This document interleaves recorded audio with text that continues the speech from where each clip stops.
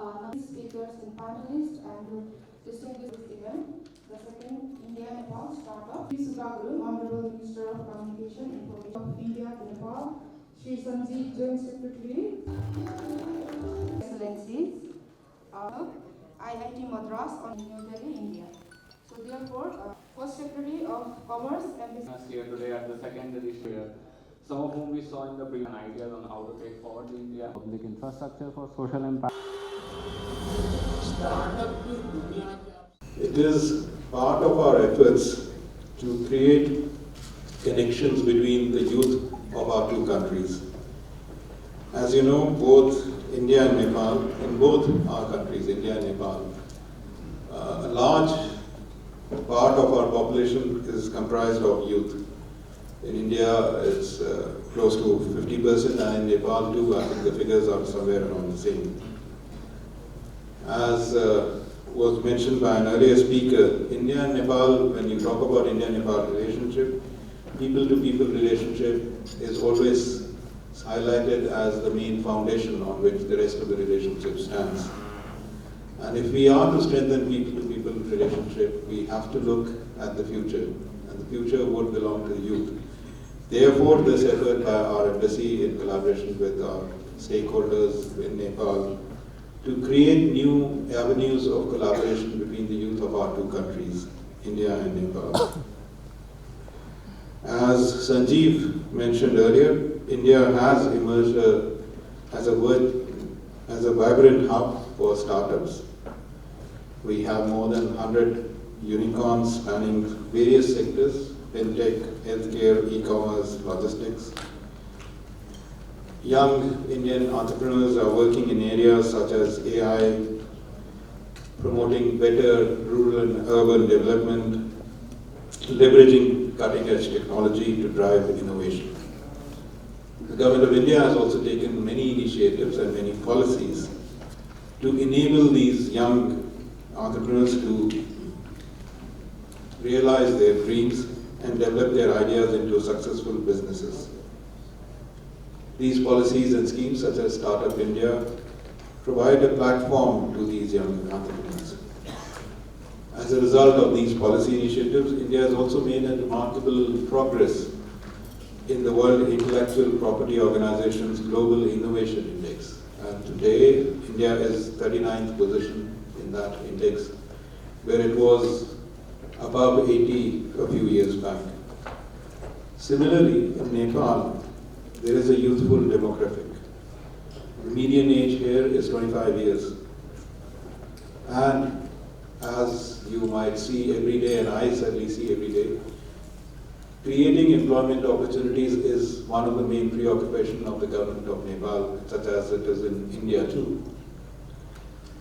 And in that context, as Sanjeev said and our Prime Minister had said, we should not just be looking at employment in terms of a job, but we should also be creating an environment where people themselves create employment opportunities for others. And that's where the startup revolution in India started. Even in Nepal, I see encouraging stories of innovation, of startups, whether it is fintech or e-commerce or transportation or education. In many ways, I would say Kathmandu could be well positioned to be a fintech capital in Himalayas, joining hands with fintech with startup in India. The growing public discourse in Nepal on startups, entrepreneurs, etc. is also encouraging. Just today I was reading a report about Nepalese companies working in the area of virtual reality, creating software for US companies such as Disney's. There have been stories in the recent months about Nepalese startups going for initial public offering in the US markets, working in the areas of AI and machine learning for training their models. All this provides a useful and fertile ground for India and Nepal young entrepreneurs and startups to join hands. Some of these examples are working together, are already in action. Sanjeev mentioned about the UPI. We started UPI interoperability with PhonePe, eSeva's PhonePe in March last year, and today UPI transactions, if you look at international markets of the UPI, which includes Dubai, Singapore, Sri Lanka and Bhutan, Nepal is the highest such market where transactions take place. Close to 4 lakh transactions happen. And this has benefited. This has benefited in ways other than just having a payment system. It has led to an increase of Indian tourists traveling to Nepal, and therefore has also, as a consequence, helped Nepalese tourism industry. I'm not sure how many of you come from Lumbini province or provinces or districts adjoining Nepal. If you go there, you will see a large number of resorts now. And these resorts are catering to Indian tourists who come for a few weekends to spend time in Nepal, because an Indian tourist coming to Nepal, he has seen mountains in a matter of few hours, and that is a good experience. And since there is now an inconvenience of being allowed UPI, he doesn't need to bother about 25,000 rupees cash limit, which used to be there, which is still there, but used to be an hindrance, I would say, 2 years back. In India, another thing which has happened is DPI revolution, digital public infrastructure. It started by JAM Trinity, and then Aadhaar and mobility. But today it has expanded in areas much beyond that, building on that foundation. Today, whether you want to secure your documents, whether it is education documents or documents related to your property, etc., there are DigiLocker services which are being increasingly used by service providers to authenticate the veracity of documents. Similarly, we are also now working on central bank digital currency. DPI has been acknowledged by G20 in 2023 as a framework, and that is again very encouraging, because we would want to work with Nepal on seeing how DPI or DPI kind of products could be developed here together for benefit of both. And one idea, which is probably, I guess, at this point not very mature, but this is an idea, and that I had mentioned earlier also.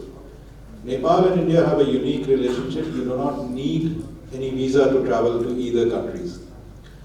All you need is a passport or an identity card, such as citizenship card in case of Nepalese citizens visiting India, and in case of Indians it is passport or voter ID. Now at the airports, I'm sure you would have faced, immigration official looks at these and then allows you in to India, or the same thing happens in Kathmandu. You have a Nagrik app, and I saw reports recently that this will have data related to driver's license, perhaps passport applications.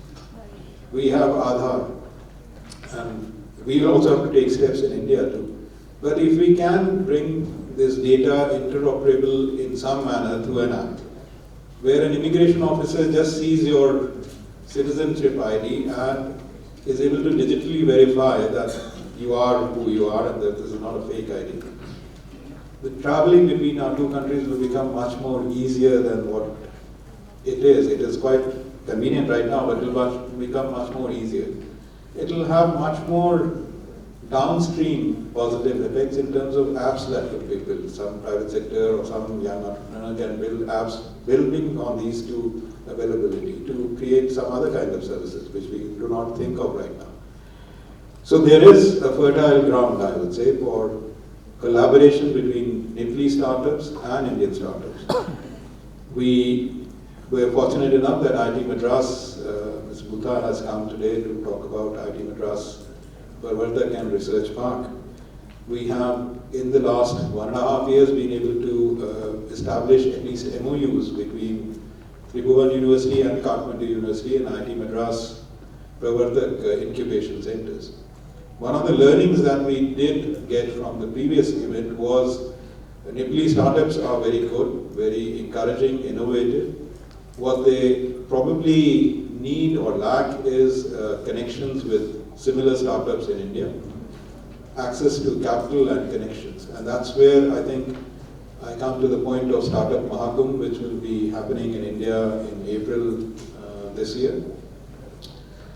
Sanjeev has already provided you an overview of what this event would be and how many participants would be there. Apart from just startups, VC, funders, investors would also be there. And this, I think, would be a very, very useful opportunity for our Nepalese friends to participate in. And I was just asking Mr. Sanjeev whether they would be inviting ministers from other countries. And should that be the case, I would certainly hope Mr. Honorable Minister, Mr. Gurung, would be able to take a delegation. But whether that happens or not, I would certainly hope a large number of you who are here in hall or your friends should visit and should participate in Mahakumbh in April. And we at the Embassy of India and Government of India by large would provide every facilitation for you for making your participation in this Mahakumbh much easier and smoother.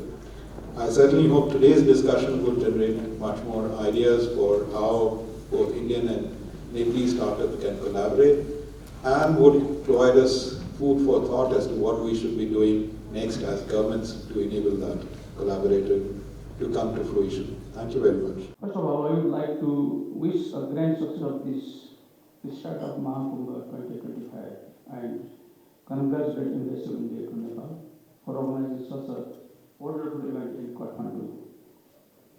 It is my great honor to address this valuable gathering where the entrepreneurial spirit of Nepal and India converges to foster innovation, collaboration, and growth. In today's digital age, IT startups play vital roles in shaping the nation's economic growth, catalyze innovation, job creation, and digital transformation, making economy more competitive and resilient. As we know, startups are the engines of economic transformation. They create jobs, drive technological advancement, and redefine industries.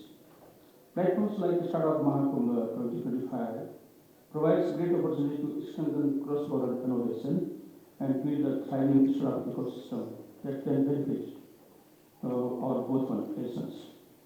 It will unite entrepreneurs, policymakers, investors, and other stakeholders to drive innovation and collaboration within the startup ecosystem.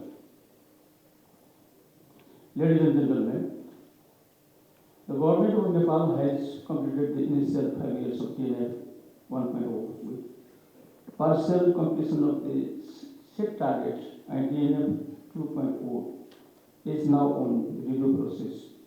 We have initiated IT decade and establishing IT as an industry with the target of millions of employment and billions of revenue for the transformation of the socio-economic landscape of the nation by exporting ICT goods and services. Government of Nepal has started to provide startup grant to startups. Government of Nepal has implemented policies to support and regulate IT sector. The major challenges faced by IT startups in Nepal are skill gap, infrastructure, investment, policy, regulatory mechanism, and market size. To address these issues of IT industries, Government of Nepal is focused on robust digital public infrastructure and capacity building to equip our youth with future-ready skills. We are working proactively in promoting a conducive environment for IT sector development, nurturing startups and innovations. Tracking of AI and other policies, revision of all existing policies, working on establishing IT as an industry. Nepal's own satellite and so on other initiative reflects the government's commitment to leveraging technology to enhance public service delivery and promote digital literacy.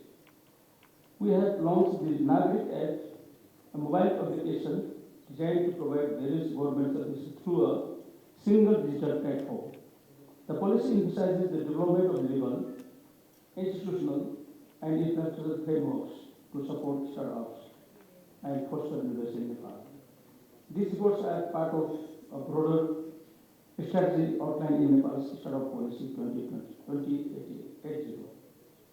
IT sector is moving ahead with sustainable growth and ensuring long-term success of startup in the country.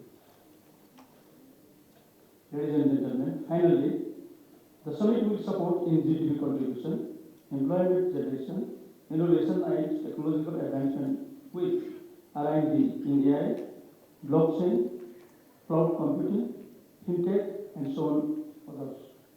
The export opportunity in new technology creates multiplier impact for inclusive development in multi-sectors. I hope the startup of Mahakumbh will ignite to a new era of global innovation and entrepreneurship and solidify its position as a grand startup event. It will help to make Nepal and India a global hub of innovation and collaboration, redefining the future of the startup ecosystem. This initiative serves a milestone in expanding Nepal-India startup cooperation. Let us work together to create conducive environment for IT that enable IT ecosystem to foster innovation, entrepreneurship, and shared prosperity with dedicated policies, incentives, and infrastructures.